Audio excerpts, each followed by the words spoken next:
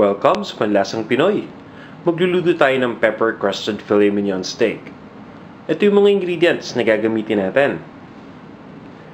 Filet mignon steak, mashed potato, extra virgin olive oil, red wine, blanched asparagus, minced onion, cracked whole peppercorn, at salt.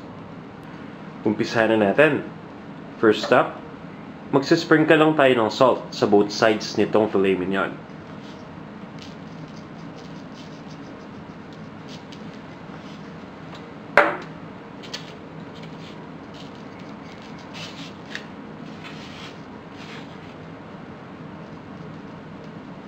Then, magsisprinkle naman tayo ng cracked peppercorn. Itong cracked peppercorn, ito yung whole peppercorn na dinikdik lang natin. Pipress lang natin para dumikit.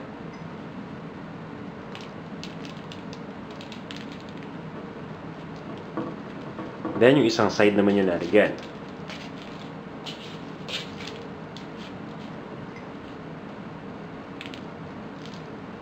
After doing this, isi-set aside muna natin ito. Next, kukuha lang tayo ng frying pan. Lalagyan na natin ito ng olive oil at papainitin natin ito. Once na mainit na yung olive oil, ipa-pan fry lang natin yung filet mignon.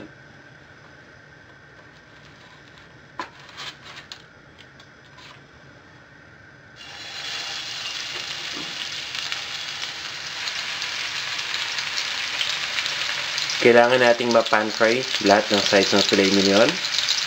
So, lulutuin lang natin each side for a few minutes and then ibabaliktad lang natin ito.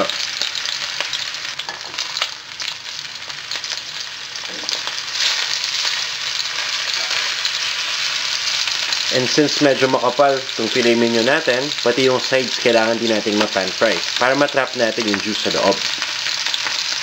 Habang pina-pan fry natin ito, dapat na-preheat na natin yung oven. Dahil ngayon, ibibake na natin to for a few minutes. After baking, tatanggalin lang natin to dito sa frying pan at ililipat lang natin sa isang plate. Then, gagawin naman natin yung sauce. Sa paggawa ng sauce, gagamitin natin yung same pan kung saan natin niluto yung filet mignon. Kapag medyo kulang na ng olive oil, pwede natin itong dagdagan. Now, turn on lang natin yung heat at papainitin natin yung olive oil. And kapag mainit na, ilalagay na natin yung minced onions.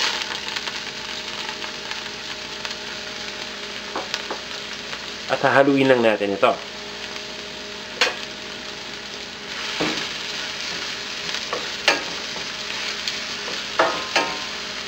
Kailangan lang natin palambutin itong onions. Then, ilalagay na natin yung red wine.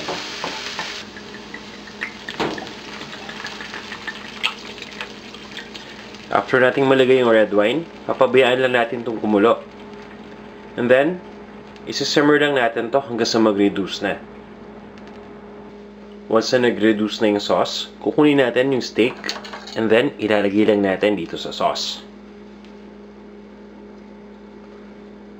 Kailangan lang natin lagyan ng moisture ulit yung steak. So, lulutuin lang natin both sides for a few seconds. After this, tatanggalin lang natin yung steak, then ililipat na natin sa serving plate. Lalagyan lang natin ng konting sauce yung serving plate.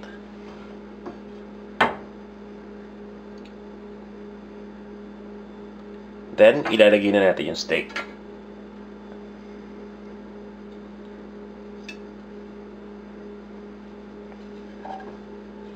Dagdagan lang natin ng sauce.